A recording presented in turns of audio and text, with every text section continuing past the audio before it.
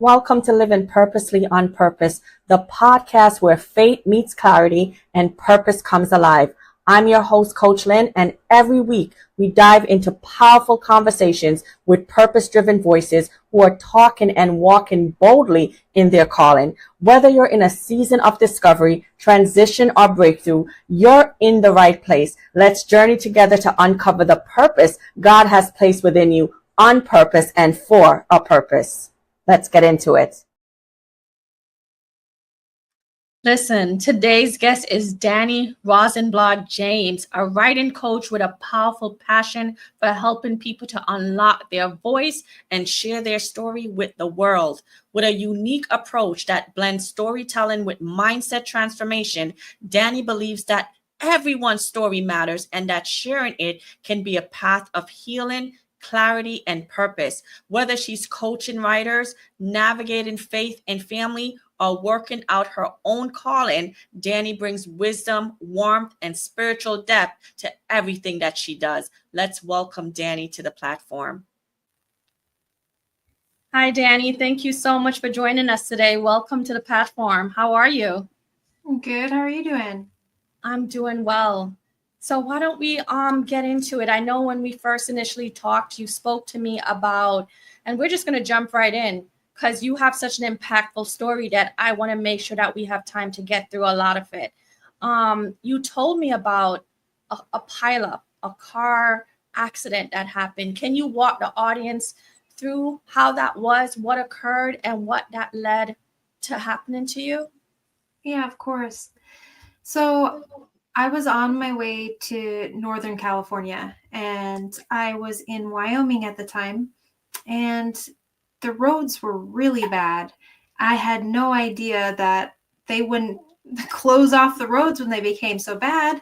And when I saw that, I was like, oh, they can't keep these open when it's so bad. Oh no, I was completely wrong. So I kept driving on that. Visibility was less than a mile. I found out that it was black ice. So I tried to slam on the brakes, couldn't stop. I ended up blacking out, went on autopilot. And all I saw at that time was the cars piled up, and there was a semi-truck blocking all of the lanes and making it impossible to go around. But I somehow thought maybe I could veer off to the right. What ended up happening is I clipped the front of my truck, my small truck, on the pile, and then I spun around, and then the back of my truck was also hit. So my small truck turned into a convertible. So it was like the whole top was ripped off like a sardine can. And I was very fortunate that I wasn't tall enough, because I was told if I was tall enough, I would have been decapitated. And I was lucky that it was also so cold, so I didn't have to have a blood transfusion. So my body was holding in as much blood as it possibly could. But yeah, it was a rough thing. So I was the most badly damaged person in the accident, and it was 7-car pileup. I was the last one there. The sheriff, when he had found me, he was going to be retiring within a couple weeks from the accident. And it was months later, or a month or two later, he found where I was at and called me up and just told me, oh my gosh, that was the worst accident I had ever seen. You had fractured your neck. You were so close to becoming paralyzed for the rest of your life. He's like, that was the most blood I've ever seen out of someone my whole career. And just hearing all this stuff, I dropped to the seat next to me like, oh my gosh, I'm so grateful that all of this could have been so much worse. But I was able to get away from it in a way, I guess, and heal. And it wasn't an easy journey. It took 7 years. So from the accident, I had to be helicoptered to Salt Lake City, Utah from Wyoming to get the help that I truly needed. And I was in ICU for about 10 days, had to relearn how to walk, how to use my brain, how to work on my equilibrium. And throughout this whole time frame, I adamantly told the doctor I didn't want any medication, because I wanted to feel what my body could do and what it couldn't, because that was a part of me I remembered. If I didn't feel the pain, I would push myself over and over. And I knew in the long run, I'd be screwing myself over by doing that. So I think that kind of sums it up. It was to me, what I heard was a lot of, if these things were not in place, you would not even be here today. Mm. And that tells me that there's a purpose for you still being here, you know? Yes. Yeah. Now you suffered a TBI, ultimately, a traumatic brain injury. And because Mm-hmm. of that, you literally had to learn to retrain your brain how to do things, retrain your body how to walk, pick up, do the normal stuff that we normally take for granted. This process, I mean, we went through the story in less than 5 minutes, but the reality is you took 7 years of your life to get back to being you, to being Dani again. And what was that 7 years like?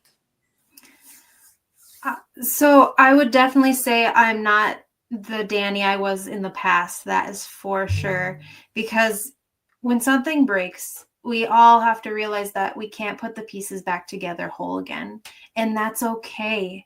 It means that you come out stronger when you go through things like this. So I grew and I realized that I had to accept that I would never be the Dani I used to be. And that was okay. I got to be this new version of myself. And I found like my true calling, my true purpose, instead of doing what I was doing. And I mean, at that time, I was a weed farmer for 5 years.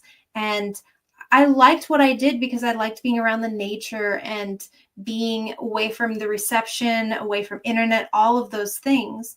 But I didn't have a future plan for myself. I didn't have anywhere to go. It was like that was the stopping point for me. And I guess somebody wanted to tell me that there's something more for me. So I got hit on the head a few times to realize, oh, wait, this isn't the right path for me. I'm supposed to do something bigger and better. Yeah. I once heard it said that when you break a bone, it grows back stronger when it is healed. And that's what happens with us as well. When we go through these struggles, these trials, these things that has to push us and stretch us, what happens is we get a version of ourselves that is much more stronger mentally, emotionally, spiritually, physically than we ever was before, you know? It's in those pressing moments that we become the version of the self that we are actually supposed to be. Yeah. It's powerful. And your story is powerful. Something else happened during this season that you told me about as well, Yeah. which is you were supposed to pick up a young man at the time of your accident, right? And Yeah. yeah, let's talk about that for a little bit, because I feel like it's so inspiring. And as a single woman myself, it just, it lets me know that what God wants to create in your life, he's going to use moments in order to do that you would have never thought he would have used. So Yeah. expound on that for the listeners so they can understand what is she talking about. Yeah. So I was supposed to pick up my friend from the San Francisco airport. And that's the huge reason that I was on my way there. And when this accident happened and all these things, I ended up going to ICU. I was in a coma. They had induced me in a coma. And I guess I kept repeating River, River. And that was his nickname. And my family didn't know. So they had to like kind of put the dots together, figure out what is a river? Who is a river? What is she talking about? And finally they figured it out that it was the guy that I was talking about that I was supposed to pick up. And so they were able to get another friend of mine to go pick him up and do all those things. But so I had forgotten to mention this. So as I was laying in that hospital bed, I was kind of like, oh, now what? And then I heard this inner voice say, this is but a moment. And so like, that's what helped me choose and learn that it is a choice to get better. And so I took that into my own hands. And now later on, after about a month or a half, I go back to California because I was very much about getting back to work. I need to work, even though it's only been a month and a half from having a traumatic brain injury. So I end up getting a friend to pick me up, and she brings me back to California, where I get to meet up with this friend of mine. So we've had these feelings for one another for quite some time, but we both were not willing to, I guess we both were too stubborn to admit that we loved each other. And then when I finally came there and he heard about the accident, he knew all about what's going on, he broke down first and was like, I love you. And we almost lost each other, and it became a huge deal. And it was within those like 6 months or so, we got married. And today we're still married. And he has been my lifesaver so many times, especially on the healing journey, because that first couple years, I was missing pieces of myself. And so I'd get so frustrated and angry because it's just those things that we take for granted that weren't there for me. And I got angry, or I just felt like there's a piece of me that was lost. And he's the one that helped me calm down, helped me stay in bed and not do more than an hour of work a day because my whole body would be in so much pain. And so like he would find me in the wheeled fields working away, and he'd have to come go, oh, no, go lay down, go back to bed, watch movies. And so I know truly that he saved me from me so many times. Wow, that's such a beautiful story. And how long have you guys been married now? Oh, wow. I think it's going to be going on 11 years. Wow. So this accident happened about 11, 12 years ago. Yep. And 6 months after the accident, you guys got married. Yeah. If you could see me now, for those that are listening on audio, my face is completely stunned because it's such a beautiful, romantic story. Like, you read these things in novels and books, but to hear it happening in real life, as a romantic myself, it just makes me like swoon a little bit. Like, wow. Yeah. So this all pushed you into becoming a coach and writing a book and all these other different things that occurred. Can you just expound on those things as well? How did that occur? How did you go into that? What made you go into that? So it's because I've talked about this story so many times, and so many people are telling me, like, why isn't this a book? Make it a book. What is going on? This is so potent. This can help so many people. You're inspiring. You're giving so much hope. And then I finally was like, okay. And then just things lined up perfectly for me. It was like when I finally gave in, was like, oh, I'll accept writing a book. Then it's like, a publishing company reached out to me right at the time, or I stumbled upon it. I can't remember exactly, but I was like, oh my gosh, this is a sign. So then I started writing my book, starting it there. And now it's an international bestseller. And now I'm actually Congratulations. Thank you. And now I'm working on my second book that I know is going to help inspire and give hope to other people in a different way. So it's like I've found my passion is all about writing. I've always known that, but when you grow up, you end up getting societal norms, like the adults, what they say to you, you take that in. So it's like you wanting to tell them, oh, I want to be an author. And they look like, oh, honey, what do you really want to do? And it turns into crazy because people are writing books and making millions from it. And yet they would look at you and say, yeah, but why? Let's get a real dream. That's not a real dream. Yeah. So now you're doing it. Yeah. And then it's like, I didn't realize that I could help others do this, because it's like our personal stories, our personal experiences, they can help so many more people out there.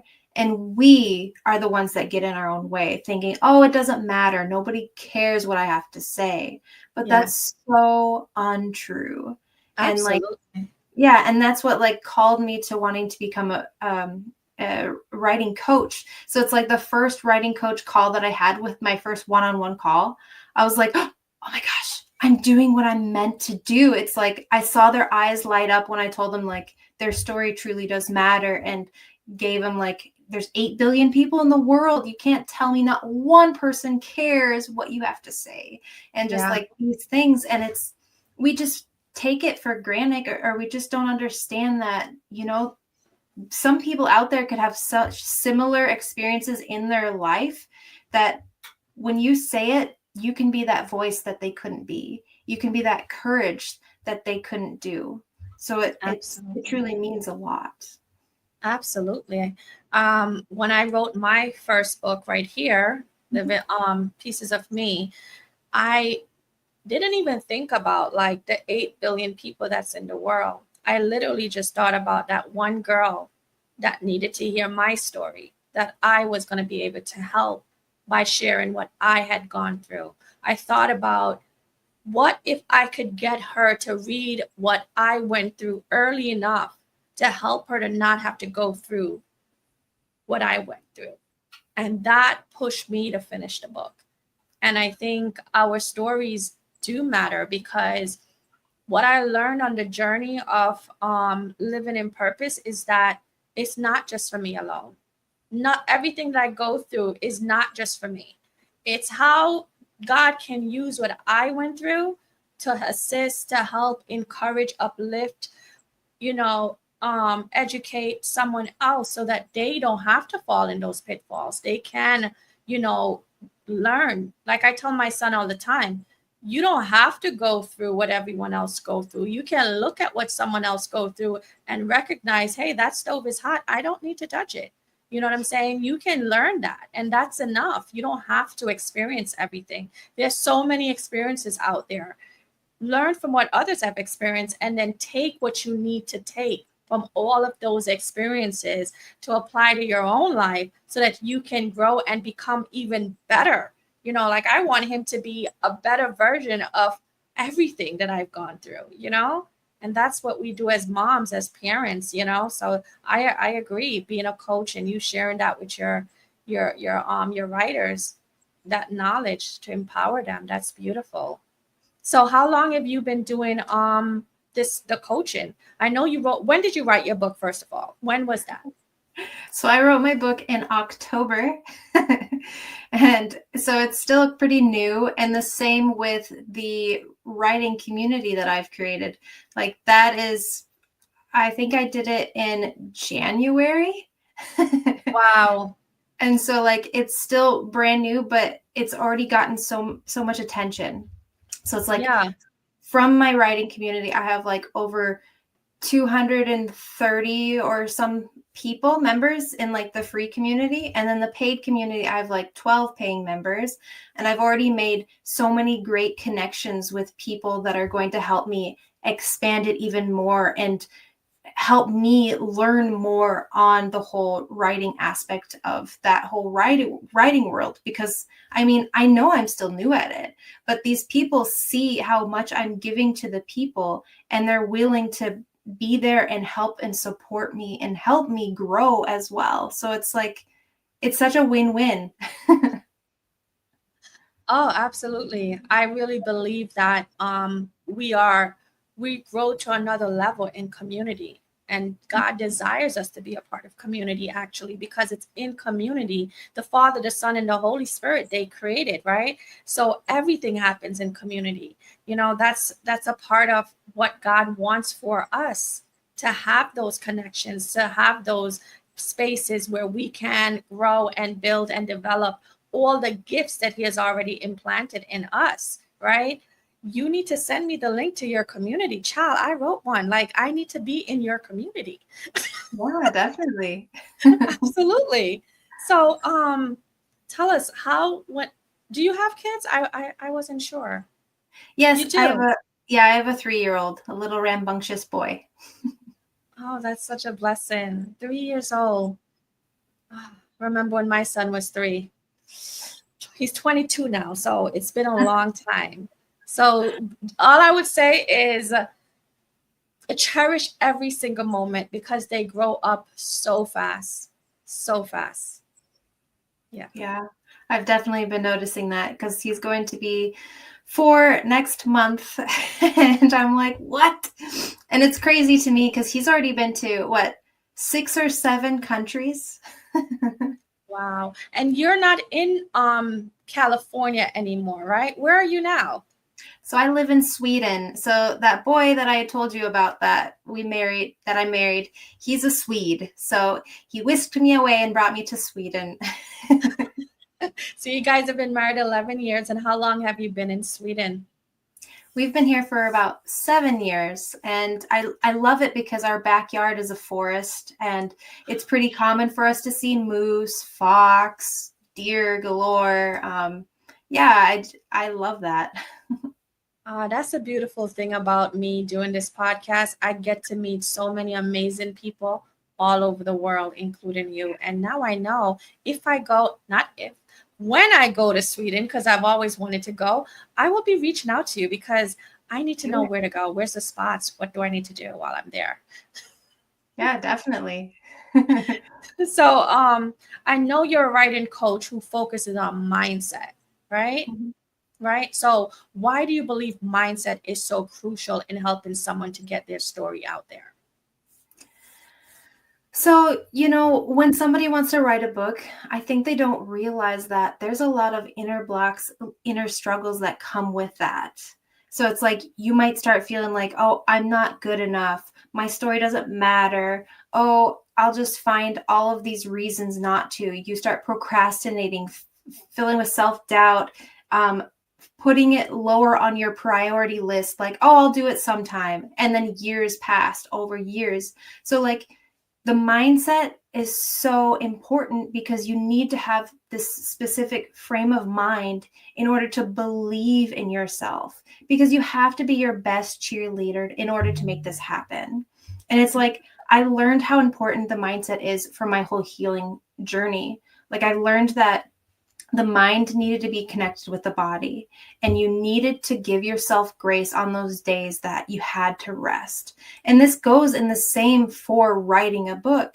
There are going to be days where you feel like crap and you're like, oh, I don't want to write. It's okay to take a rest, but just don't make it a routinal rest. Like, don't do more than one day at a time if you can. Or you can start doing the task batching. And that means like having like a weekly schedule and having a specific time and day that you do a bulk of some kind of task. So you could have a specific day that's dedicated just to writing. You can have it like what I mentioned to a lot of my writing communities members. You can have it set the same time, same time, same place every day. And that's like what I used to do. And it worked great. I love doing that. However, nowadays I have a little rambunctious boy, like I mentioned. I've realized that I have to do that task batching this time around. And it works a lot better doing it this way because I have that specific time, that specific day of the week that's just dedicated to writing for hours. And then before I did maybe a couple of hours each day towards the writing. So you just have to figure out what works best for you, but you just have to believe in yourself. And that's why it's so important to have that mindset. And I give some tips on ways to help that. And one is start journaling. So if you, especially at the beginning process, what you're trying to do is make your mind see that time and that same place daily. If you do that, to get triggered, so then you go to that place at that time and your mind's already ready to start writing. And that can just be journaling at first. That can be just scribbling. That could just get what I say, word vomit, is get the stuff out of your head and onto paper. So there are many different ways just to start the process. And then it makes it easier for you to jump into starting to write on the book part. And then with the task batching, that's where you get your mind regularly situated into remembering the specific day of the week and the time that is going to be the writing for you. So it works kind of similar. I got to see what works best for yourself. So what would you like if someone is like really struggling to get started? They have the vision, the goal to write this book that's they feel will be impactful, or they just need to get out there. What's like one thing that you would say to them right now to do to get their mind instantly in that space? So I guess I'd kind of say two. So one would be like how I had mentioned word vomit. It's where you're getting all that stuff out of your head and onto the paper. And it's like when you're doing this, you're not supposed to judge it and you're not supposed to edit it.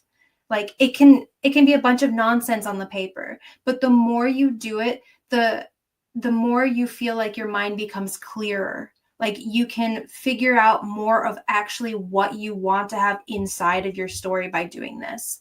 And then another thing I would say is like if you just keep getting in your way, then you need to journal about this. Like you need to ask yourself, like, why am I doing this? Why do I keep procrastinating? Or why do I keep putting writing a book lower on my priority list?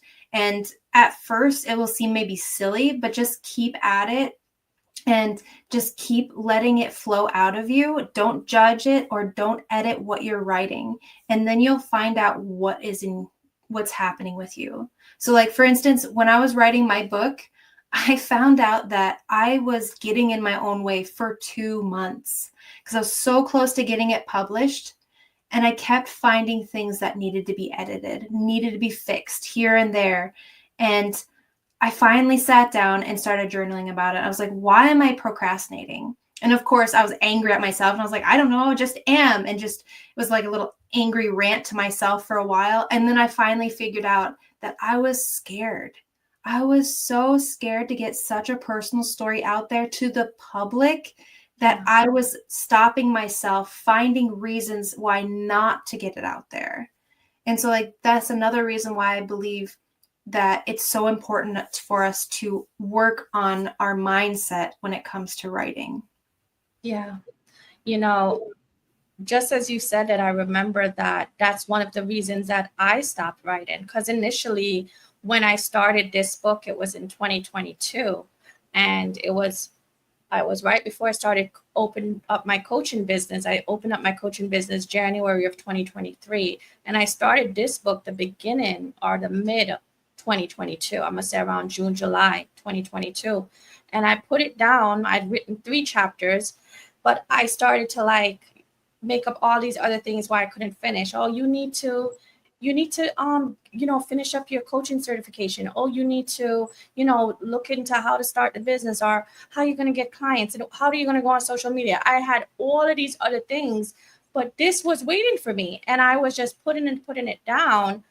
And it was exactly what you said. I was afraid to get the story out there because it's a memoir. I knew it was going to be a memoir. I knew I wanted to share this, but I was also scared. Was people going to judge me by what I wrote? I wrote that I had 2 miscarriages. I also wrote that I had an abortion when I was 21. And I wrote all of these things in the book. And it's because I was afraid, like, what were people going to think about me? That stopped me, But once I got to that, after I had got diagnosed with breast cancer and I had my mastectomy, I was home. And I don't know, all of that insecurity, all of that judgment, all of that left me when God said, you need to finish this. You need to finish this. And he put it on my heart to finish it. And within a month and a half, I started writing it in October. And by towards end of November, I was done. I was completely finished. Had to go through it to, edit and change up some stuff, make sure all the stuff was like being said the way I needed to share it. But the book itself was done within a month and a half. So I agree. It's that mindset definitely has to be cleared out before you can even start any project. You have to work on that. Yeah, agree. Yeah, and it is crazy how much we get in our way because, when you look at a book, it can help you with so many more things in your life, especially since you had mentioned, oh, I need to find clients. I need to work on my business. Well, getting a book out there helps tremendously. It helps you gain that authority and helps you have more of that authenticity. And people, when they read that story, they want to get to know you even more. So, yeah. But I wasn't even, I was like so stuck in my brain that part of that aspect of it was not even at the forefront until after I finished. And I was like, oh yeah, this is, it was like the last part of everything though, But yeah, so has there ever been a story where that you were afraid to tell, and what did God reveal to you through that process of writing and sharing it? So this is this is the one I'm working on right now. That it's definitely a doozy because it involves toxicity in the family, and so like it's the toxicity between my sister and myself, and how I finally decided to cut ties. And it was for self compassion, self love, and to help myself. It had nothing to do with like her in that sense. It was just, I was doing it for myself. And it's not being selfish when you do this. It is actually being the exact opposite, because when you're taking care of yourself, you're helping those around you, because that's what comes off of you. Is when you have that self-love, you're going to get love back. And all of these things are going to play in line as they should. And so like I want people to see that it's okay to cut ties, even if they're family. It doesn't matter if they're the same blood or not. If someone is toxic in your life and you know that there's no way to help it any other way, it's okay. You can love them from afar. I mean, I still love my sister, but I'm definitely going to keep this distance for quite some time, because I feel that this is the way it needs to be, at least for now. Maybe in the future we'll be able to talk in a different way, but as it is now is how I'm fine with it. And so it's this story. This is what my next book is all about. And there was an accident that happened between my sister, myself, and her niece, and my dog. So it right there probably gives you like, oh, probably know what that is. And just that alone is such a touchy subject to talk about. And when it's the family, I believe a family should come together and not part themselves away. And when this all happened, she kind of took the other route with it and saw everything as my fault, and the dog needed to die and all of these things. And a situation like this became way more complex and more complicated than anything needed to be. And lawyers were involved and all of these things. Like it became a huge ordeal. And the same time frame, my father was on his deathbed and on an oxygen tank. And so like that is intertwined in this all. And the reason that I feel like this needs to be said because of all those things is this was something so impactful for me as I went through it. And as I look back at it, I was like, I know that I'm going to have to tell this. I know I am, because of how much pain and suffering that goes through it. And then where I come on top, even though going through something like that and being in the dirt and all these things and being in so much shame. And it's like, you know, when you have a family, we have these pictures for how our family's supposed to be. It's supposed to be like this picture perfect family up here on a pedestal, yet you get your real reality and it's not the same as you have dreamt or thought it would be. And so it hits you a lot harder when it's the family compared to friends or someone else. So that's why I think it's really hard for people to cut those ties when it's the family, because you feel like, oh, I'm not supposed to do that. I'm not like it's supposed to be this certain way, even if it's not. And that doesn't mean that you're just supposed to let it be. You're supposed to do what feels right for you. Ooh. I know when it comes to writing about family, which I also shared a lot in my book because it's a memoir. So I had to go into, just growing up with my dad, being addicted, what he did to my mom, she being abused by him. And I remember family members asking me, did you ask your mom if you could write all of that about her history? And I said to them, that's my history too. So no, I did not. I was sharing something, a part of a bigger story. And that was everything that I went through and how it impacted me. Not everyone understood where I was coming from. Some might not have agreed with what I shared. However, I know that I was being honest and I was sharing my truth to what I dealt with. How do you think this is going to affect your relationships with your family once this book is actually out there? So, like with my first book, I actually say it's loosely based on truth. And the reason I do that is because I change everyone's names in it and how some of them look. So it's like, that's what I'm going to be doing with this as well. Because it makes me feel a little bit better having a little bit of that detachment of having like different names for everyone. But I know the truth. I know that everything I'm going to be writing is pretty much as I see it. But, I only have my perspective. So someone else that maybe goes through the situation with me, that's a family member, might see, oh, that stuff not how it really was. But it's like they don't know because they don't see it through my eyes, or they didn't have the experience that I had.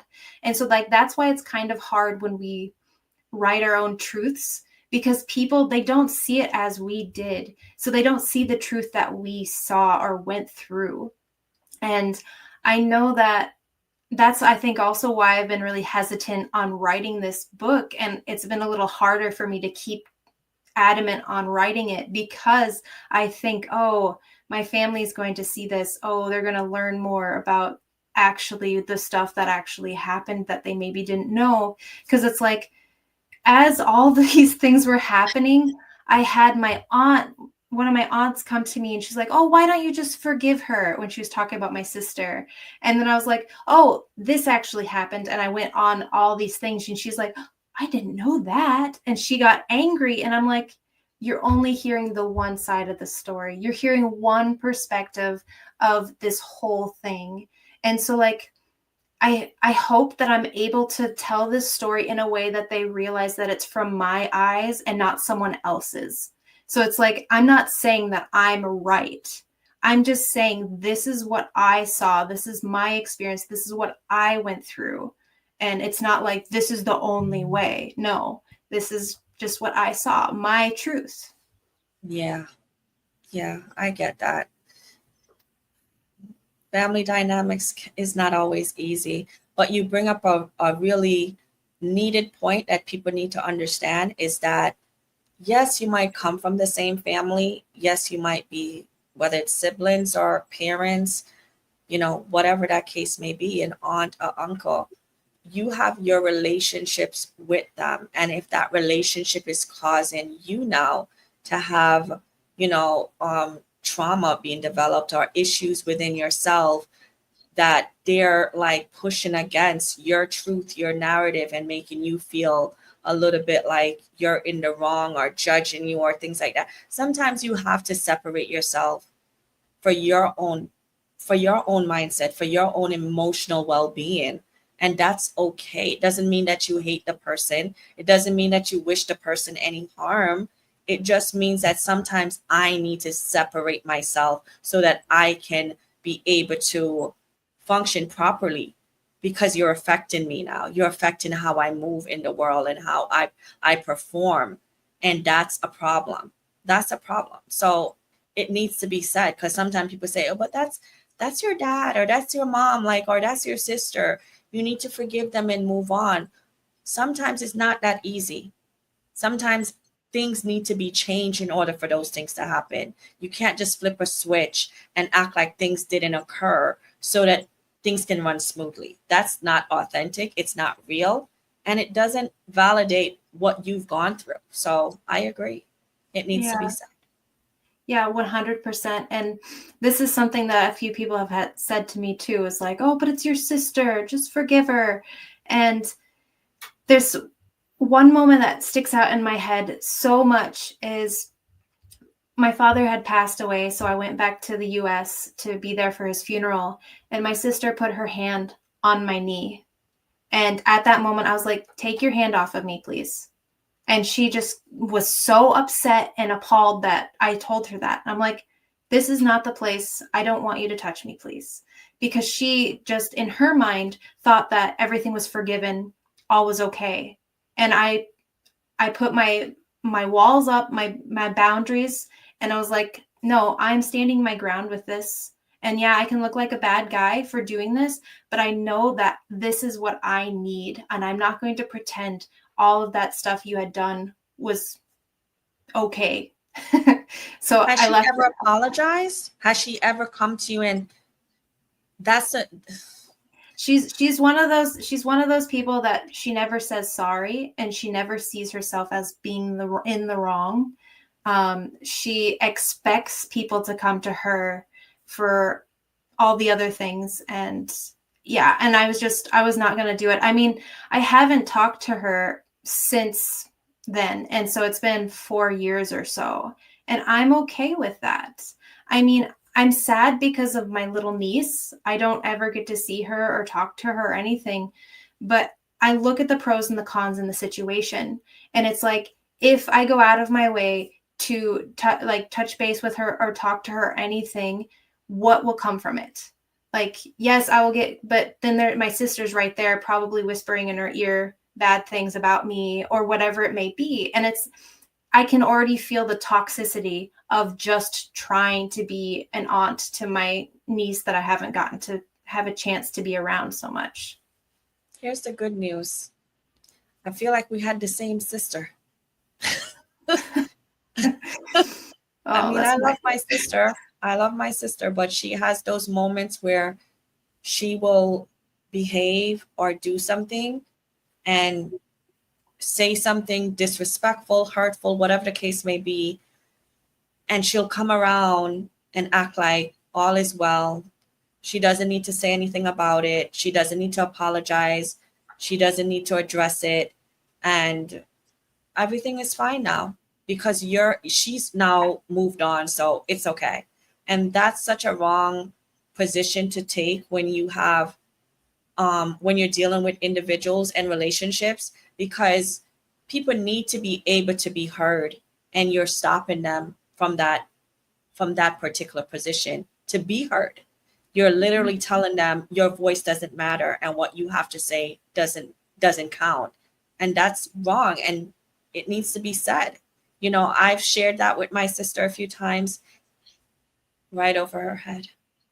It doesn't affect her. I've learned to just deal with her in small spaces, like small doses, I should say, small doses, because whenever I open up myself, I'm going to get hurt again. I'm going to get bit again, you know? And the thing about it is, you can forgive without an apology. You can forgive without someone addressing. I have forgiven um, without any of that. I have moved past it without any of that. Um, but it would be nice. It would be nice to hear, I shouldn't have said that. That was wrong. I could have done better. It would have been nice, but you know, it is what it is. Mm. You know? Well, and it's also good to remember, like, when it comes to forgiveness, some people, and myself included, would be like, why would I forgive her for what she did? Why would I forgive the actions that happened? But what you're actually doing when you forgive is you're forgiving yourself for the whole situation and everything that happened, because in the long run, the only person that's affected by this is yourself. It's not the other person that did it that is actually being like, oh, what was me? I destroyed this person's life. No, it's you. And when you harbor all of this negativity inside of you, you're just hurting yourself. So that's why people are so much about doing the forgiveness, because it releases that from you. It unlocks this stuff inside of you and lets you be more free and be like be able to move on with your life. Absolutely.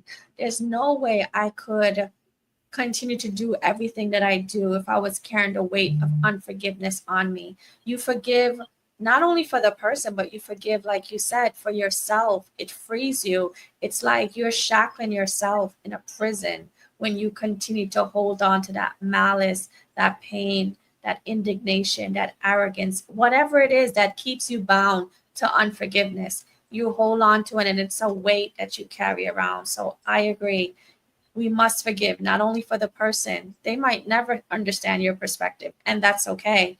You forgive to let go of all of that bitterness and anger so that you're free to be able to do what you do and show up in the beauty of who you are. and who God has created you to be. So I agree completely, Dani. I love that. And I think so many people might have been freed just from us sharing this little segment right here on that.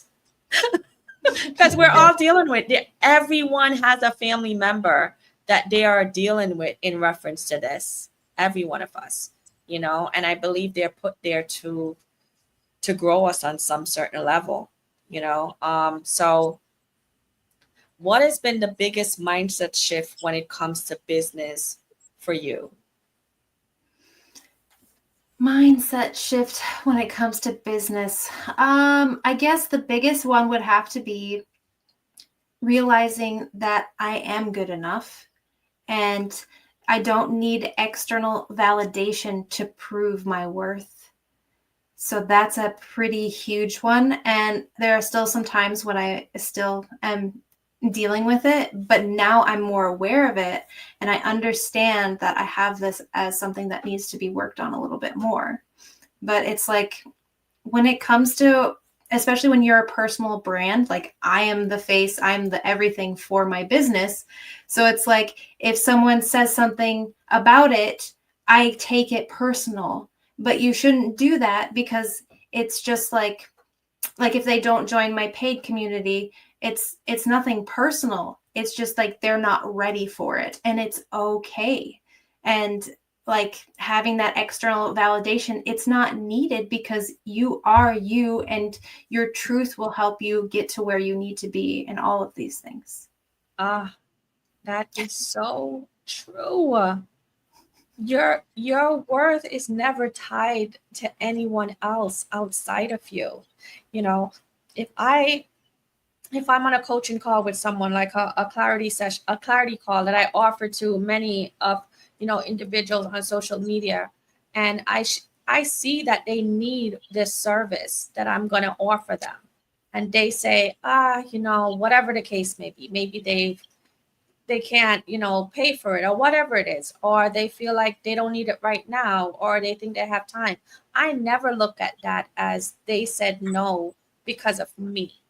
No, they said no because of whatever they're dealing with.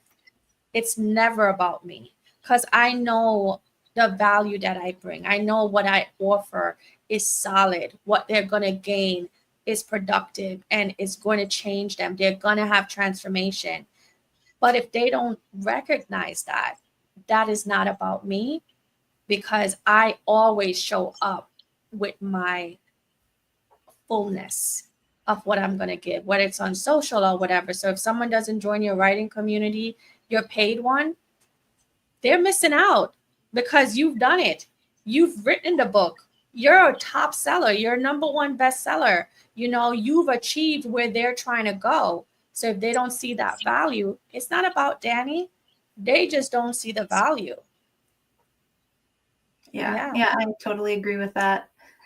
Absolutely. And what is the name of your book? We've been talking about it this whole time, but we've never shared what it is. So my book is called The Wandering Heart, A Tale of a Misfit Traveling in Life's Wilderness. I know it's a little long, but it definitely fits for that. And so like this next book I'm working on is also going to be The Wandering Heart. And then I haven't come up with the rest of it yet. But okay. I'm probably going to have a series of books for this. So my book is called Pieces of Me. And my second book that I'm working on right now, which is about my cancer journey, is called The Path to Becoming Whole. Mm-hmm. Right? So Pieces of Me, wholeness, right? So the play on words. I like it. I think it's good. Right? Where can they find your book? You can find it pretty much anywhere. Amazon, Barnes and Noble, all over on the internet probably. But yeah, that's where you can find it. Well, I'm going to link the Amazon version. If you want to send it to me, I can link it to the description here, right? I would go look for it, but girl, I'm busy. So just send me the link and I'll put it in the chat. I'll put it in the description so they don't have to go searching. They can just click and be able to get it and receive that knowledge right there and then. Why do we need to look for it? Let's just get it, right? You guys need to go out and get this book. It's awesome. This woman in front of me is amazing. You know, her light, all she has to share, all the knowledge that she's gained through the process of her injury, going through, you know, the traumatic brain injury that she gained, that she went through, all the knowledge that she had to learn to get back to this person. You need to read a book like this, because if something is stopping you, you're going to find something in this book to help you to move forward on your own personal journey. Yeah. Thank So you. before we wrap up, I wanted to ask you, when you think about legacy, what do you want your life and work to reflect about God, purpose, and storytelling?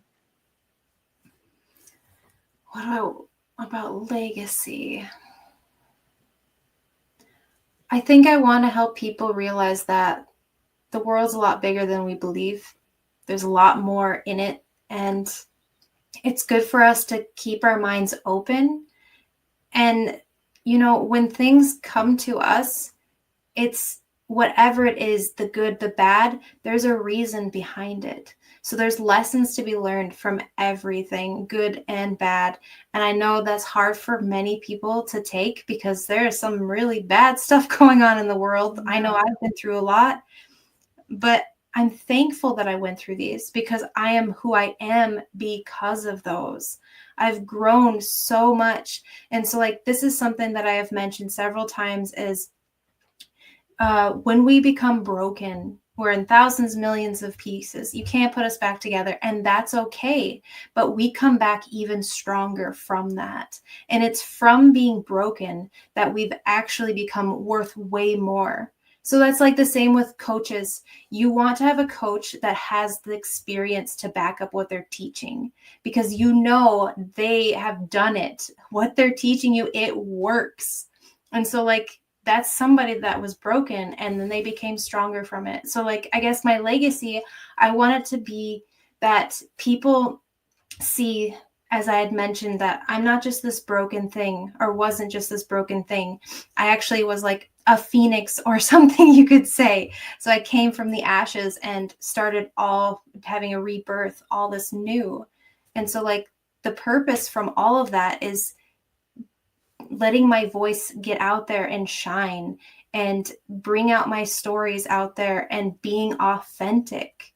Yeah. And I think this is my path. This is what I'm supposed to do, is touch people's lives with what I have to say. That could be in speaking, that could be in writing. It could be in so many different ways, but to get it out there. Awesome. I love it. Is there anything that you want to share before we close? Anything that you have to share? I think that sums up pretty much everything. I guess I could say that it's good to look for the good in every situation. And there's nothing good that comes out of it when we hold on to the bad. So it's like in any kind of situation, it's okay to feel the bad at times, the negativity, but don't hold on to it because that's not helping anyone. That's not serving you or anyone when you do that. Because the way that we feel, it reflects on the people that we surround ourselves with. So true. Well, thank you. I appreciate you joining the podcast and sharing all your knowledge. And when you write that second book, I hope you'll come back again and share it. Yeah, definitely. Thanks for having me. You're welcome. Thank you. Dani, thank you so much for pouring into us today with so much authenticity and grace. Your heart for helping others unlock their voice is a beautiful reflection of God's desire for each of us to be seen, heard, and healed. To everyone listening, remember your story matters more than you think. And when you surrender to God, it can become a powerful tool for purpose. Thank you guys, and I will see you on the next one.